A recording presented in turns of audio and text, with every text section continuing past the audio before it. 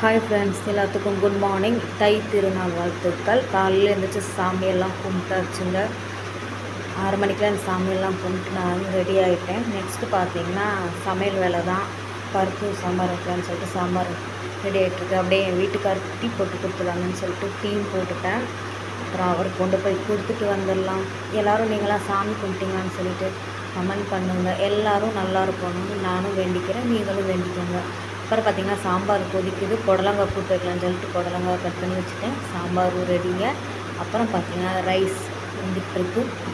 கூட்டு மட்டும்தான் பேலன்ஸ். என்னடா வீடு கச்ச கச்சன்னு பார்க்காதீங்க.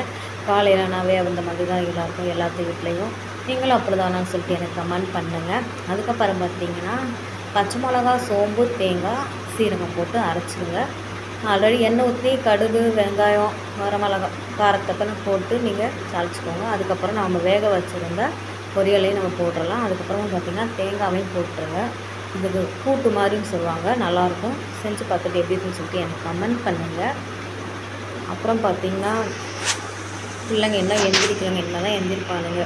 இந்த கூட்டு தயார் பண்ணிவிட்டு எப்படின்னு சொல்லிட்டு எனக்கு கமெண்ட் பண்ணுங்கள். அப்புறம் பார்த்திங்கன்னா வீட்டுக்காருக்கு டைம் ஆகிடுச்சுன்னு சொல்லிவிட்டு எங்கள் மாமாவுக்கு நான் சாப்பாடு போட்டு கொடுத்துட்டேன். சாப்பிட்டுட்டு இருக்காரு, டைம் ஆகிடுச்சுன்னு சொல்லிவிட்டு. அப்புறம் பார்த்திங்கன்னா நம்ம மட்டும் சாப்பிட்ட போதுமா, நாங்கள் குட்டியாக ஒரு மீன் வளர்க்குறோங்க. அந்த மீனுக்கு ஃபுட் போடலான்னு சொல்லிட்டு அந்த ஃபுட்டு 2 மீன் ஃபுட்டும் போட்டாச்சுங்க. நீங்களாம் மீன் வளர்க்குறது பிடிக்குமான்னு சொல்லிட்டு எனக்கு கமெண்ட் பண்ணுங்கள். அப்புறம் பார்த்திங்கன்னா நம்ம முருகர் இருக்கார், அவரையும் நான் சாமி கும்பிட்டு போங்க எல்லோரும். நீங்களாம் சாமி கும்பிட்டீங்களான்னு சொல்லிட்டு எனக்கு கமெண்ட் பண்ணுங்கள். எனக்கு சப்போர்ட் பண்ணுங்கள். Thank you so much. இன்னொரு வீடியோவில் பார்க்கலாம். பாய்.